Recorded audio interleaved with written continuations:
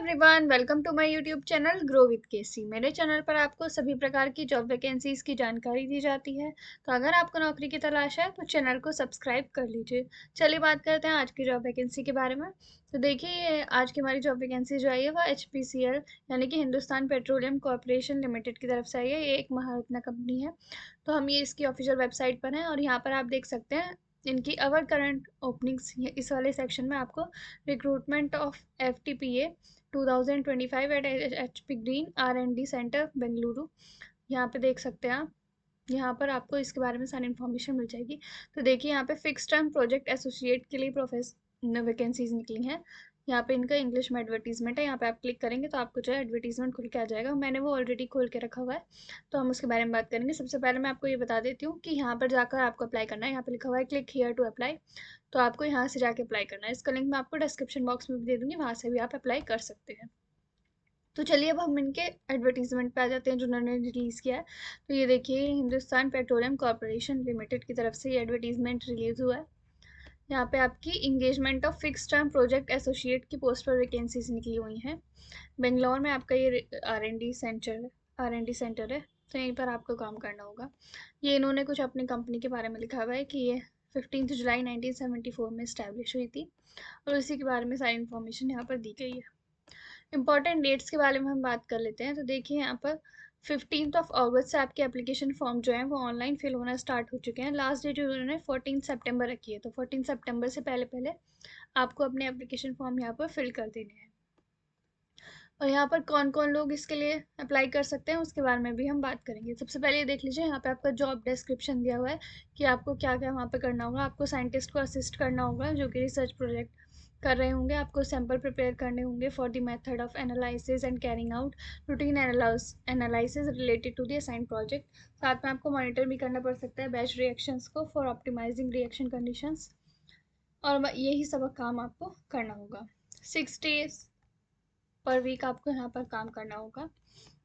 अब हम education qualification और वर्क एक्सपीरियंस की बात कर लेते हैं। तो देखिए, अगर आपने MSc की हुई है chemistry material science polymer science microbiology biosciences biotechnology, तो आप इसके लिए अप्लाई कर सकते हैं।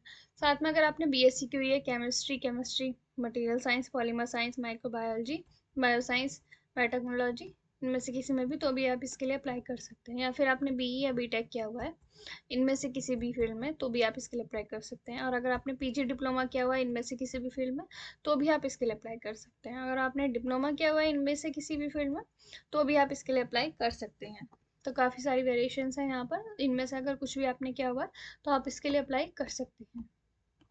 All the candidate should have proof of award of applicable degree, यानी कि आपके पास अपनी डिग्री का कुछ प्रूफ होना चाहिए। आपने डिप्लोमा किया तो उसका सर्टिफिकेट मार्कशीट वगैरह ऐसा कुछ आपके पास होना चाहिए जिससे पता चल सके कि आपने जो है ये कोर्स किया हुआ है।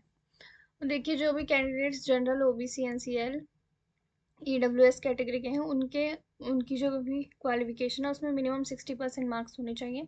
और बाकी जो कैंडिडेट्स हैं उनके मिनिमम 50% मार्क्स यहाँ पर होने चाहिए। यानी कि SC ST PWBD के 50% मार्क्स यहाँ पर होने चाहिए। Candidates with integrated courses can also apply, ऐसे कैंडिडेट्स जिन्होंने इंटीग्रेटेड कोर्सेज कुछ किए हुए हैं तो वो भी यहाँ पर अप्लाई कर सकते हैं।